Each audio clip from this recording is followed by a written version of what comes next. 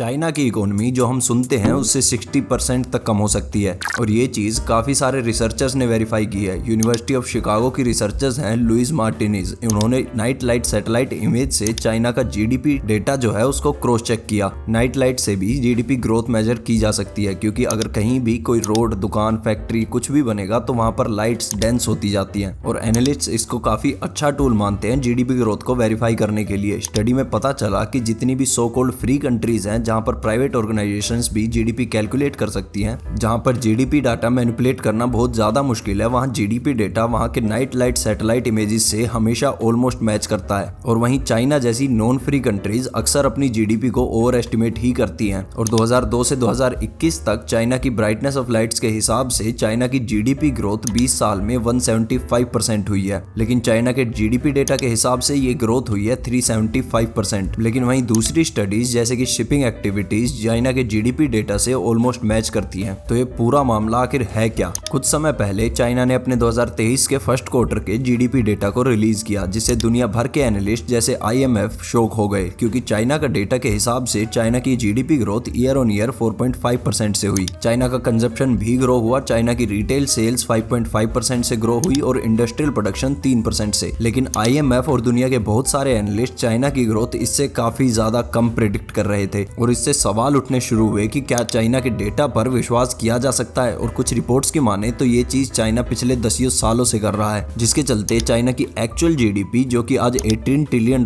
बताई जाती है उससे काफी ज्यादा कम है। तो आखिरकार इसकी वजह क्या है? According to US diplomatic cables released by WikiLeaks, China के ex CCP member Li Keqiang ने यूएस डिप्लोमेट से कहा कि चाइना का जीडीपी डेटा सिर्फ एक रेफरेंस है और regional GDP data man made होता है। अब इन दोनों चीजों का मतलब क्या है? देखिए, किसी भी कंट्री की जीडीपी उस कंट्री के आउटपुट से मेजर की जाती है। फॉर एग्जांपल, गवर्नमेंट किसी भी स्टेट में कितना प्रोडक्शन हुआ है और कितना कंजप्शन हुआ है ये ईयर बाय ईयर मेजर करती है और फिर देखती है कि इकोनॉमिक एक्टिविटीज में कितने % का इंक्रीज हुआ है। लेकिन चाइना की जीडीपी उनके सिस्टम में डाला गया एक इनपुट है। थोड़ा हैवी हो गया ना, लेकिन चलिए आसान भाषा में समझते हैं। चाइनीज गवर्नमेंट साल खत्म होने पर नहीं बल्कि साल के स्टार्टिंग में ही रीजनल गवर्नमेंट्स को जीडीपी का टारगेट दे देती है। अब ये स्टेट्स को फाइंड आउट करना है कि वो इस जीडीपी ग्रोथ के टारगेट को कैसे पूरा करेंगे और क्योंकि सीसीपी काफी हाई टारगेट्स देती है तो बजाय इसके कि रीजनल गवर्नमेंट्स इन्वेस्टमेंट्स को अट्रैक्ट करें और इकोनॉमिक एक्टिविटीज को ऑर्गेनिकली बढ़ाएं, वो दूसरा रास्ता अपनाते हैं। वो जीडीपी डेटा को ही मैनिपुलेट कर देते हैं, जो कि किया जाता है गवर्नमेंट स्पेंडिंग को बढ़ाकर। अब ये गवर्नमेंट स्पेंडिंग बढ़ाई कैसे जाती है? तो देखिए,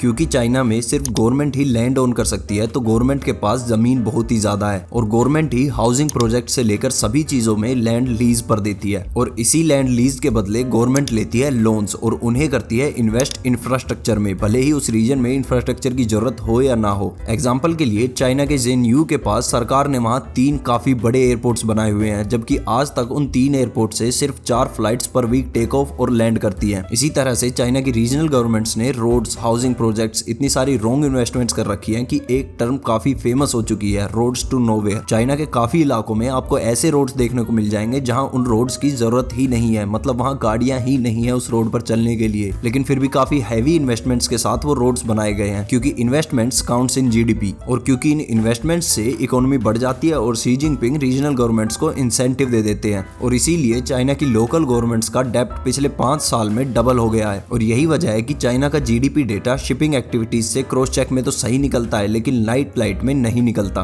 क्योंकि एवरेज चाइनीज इतनी इलेक्ट्रिसिटी कंज्यूम ही नहीं कर रहा। इसी जीडीपी मैनिपुलेशन के लिए कई बार सीसीपी ने रीजनल गवर्नमेंट्स के ऑफिशियल्स को अरेस्ट भी किया है और यही वजह है कि ज्यादातर देशों की जीडीपी इन्वेस्टमेंट और कंजप्शन का बैलेंस्ड मिक्स होती है। चाइना की जीडीपी हेवीली सिर्फ इन्वेस्टमेंट बेस्ड है, इससे चाइना का डेब्ट बर्डन बढ़ता ही जाएगा और पिछले कुछ समय से अमेरिका चाइना के साथ अपने इंपोर्ट्स लगातार कम कर रहा है और यूरोप की ग्रोथ ही रुकी पड़ी है। तो चाइना अपनी डोमेस्टिक मार्केट में कंजप्शन को बढ़ाना चाहता है जिससे चाइना का डेब्ट क्राइसिस और जीडीपी बबल दोनों फूटने से बच जाए। और अगर आपके मन में ये सवाल आ रहा है कि इंडियन गवर्नमेंट भी क्या ऐसा ही डेटा शेयर करके हमें पागल बना रही है और सिर्फ वोट्स ले रही है? इंडिया में ऐसा करना ऑलमोस्ट इम्पॉसिबल है क्योंकि इंडिया में ट्रांसपेरेंसी इतनी तो है कि इतने बड़े स्केल पर जीडीपी मैनिपुलेट नहीं की जा सकती क्योंकि जीडीपी ग्रोथ को क्रॉस चेक करने के लिए काफी सारी एक्टिविटीज पर नजर रखी जाती है। कोई भी इन्वेस्टर अगर हजारों करोड़ों रुपए इंडिया में इन्वेस्ट कर रहा है तो वो काफी बार क्रॉस चेक करता है और जो फ्री कंट्रीज का ग्राफ मैंने आपको दिखाया था उसमें इंडिया मॉडरेटली फ्री कंट्रीज में आता है